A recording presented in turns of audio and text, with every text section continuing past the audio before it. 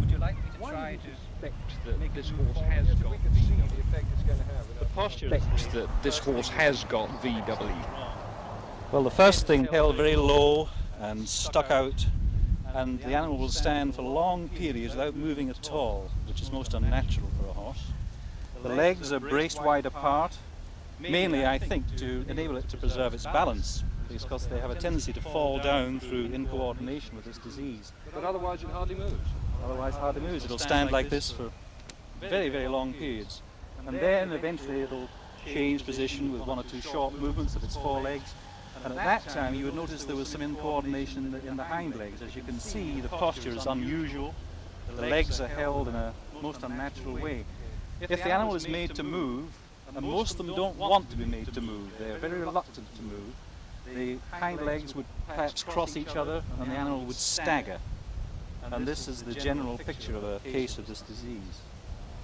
Another thing that's observed very frequently is when we take the animal's temperature, we find the tail is paralyzed. There's no resistance. The tail just goes up and down. The normal resistance is absent here, proving that the brain stem has been affected so badly that the animal is paralyzed right to the very end of its spinal column. Does the disease inevitably affect the brain?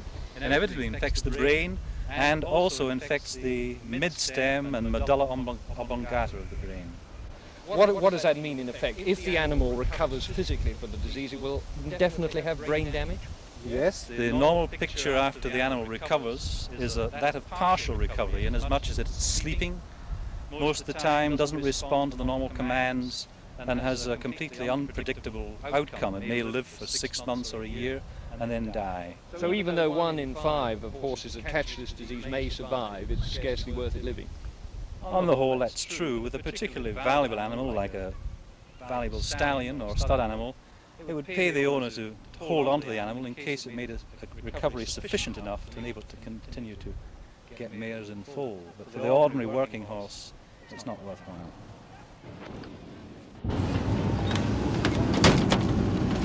Want me to walk over toward the horses? Can we do it once more? Sure.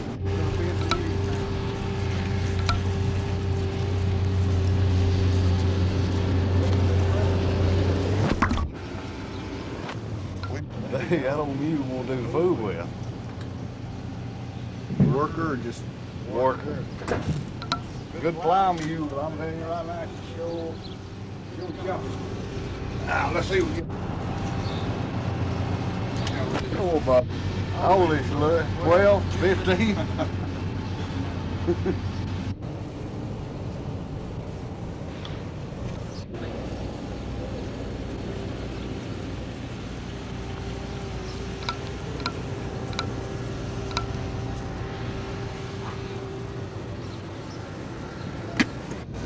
Why don't you get in this one? Can you come around the bank there?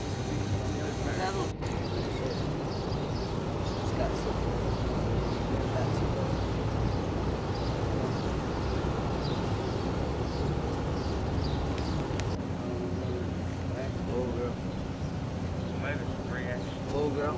All right.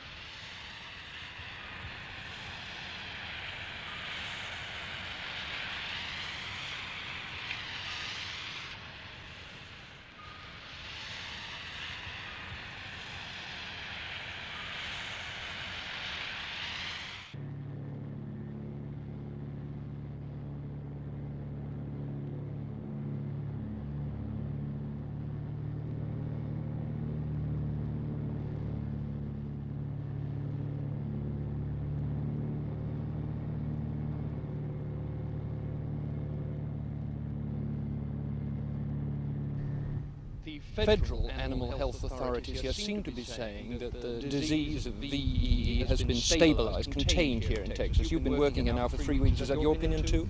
Yes, it is. We have vaccinated so many horses that the number of susceptible horses left is so few that the disease could not go through another wave of tremendous deaths and spread as it has in the past. Is it really true that the disease is now here to stay? Could this happen again next year? I think the disease is here to stay because there are reservoirs of the infection which will stay here, but I don't think we'll have a disease outbreak on the same proportions we've just had. As long as you keep vaccination?